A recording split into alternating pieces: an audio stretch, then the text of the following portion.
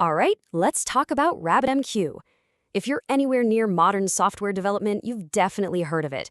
It's this incredible powerhouse behind so many scalable systems. But for all its glory, there's a side to it that, well, people don't really talk about in the setup guides. Today, we're diving into those hidden challenges. And, it's popular for a reason, right? It's fantastic at letting different parts of your system talk to each other without tripping over one another. It lets you break down huge tasks, build out complex microservices. It's basically the central nervous system for so many applications. But, and this is a really big but, for all that power, RabbitMQ has these pitfalls, these hidden challenges. And if you don't see them coming, they can cause some absolutely massive headaches later on.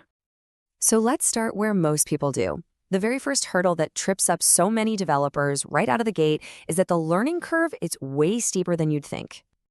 This is where the trouble usually starts. You think, okay, this should be a simple plug-and-play install, but the reality is you're suddenly wrestling with dependencies, fighting file permissions, and trying to decipher configurations that are completely different if you're on Linux versus Windows or in a Docker container. And it turns out, one tiny misunderstanding of a core concept can be, well, catastrophic. You get a routing key wrong, which is just the message's address, or you don't quite get how an exchange, the system's post office, works, and poof, messages vanish, connections drop. Your entire workflow just grinds to a halt. But, okay, let's say you've battled through the setup phase. You're feeling good. Then your application goes live and meets the real world, and a whole new set of problems pops up, the hidden performance bottlenecks. Look, RabbitMQ is fast, but it is not invincible. If you start hammering it with a huge number of messages, or really big messages, or you just let the queues grow and grow without being processed, the system starts to strain. It's just eating up memory and CPU until eventually everything slows to a crawl. So how does a system actually crash? It often starts with one single, really dangerous mistake. You skip the monitoring. It's like flying a plane with no instruments. First, the queues start to back up. Then your memory and CPU get totally maxed out. And before you can even react, the whole thing comes crashing down. And it always happens at the worst possible time, doesn't it? Now for a big one, the reliability illusion. There's this myth that once you install RabbitMQ, it's just automatically fault-tolerant and will never lose your data. That is a very dangerous assumption to make. The honest truth is that the default settings are not built for production environment, not even close. Relying on them is just asking for trouble. The second your system comes under any real stress, you'll start seeing lost messages or even duplicated messages, which can be a complete nightmare. To make RabbitMQ truly reliable, you have to get in there and configure it properly.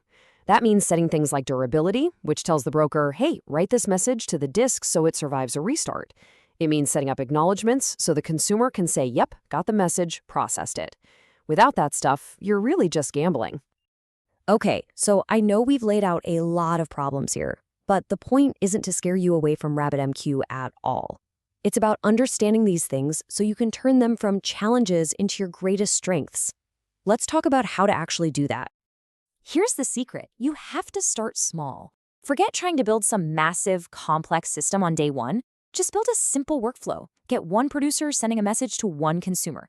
Really, truly master how exchanges, queues, and bindings work together. Once that foundation is rock solid, then you can scale up with confidence. So here it is, your production-ready checklist.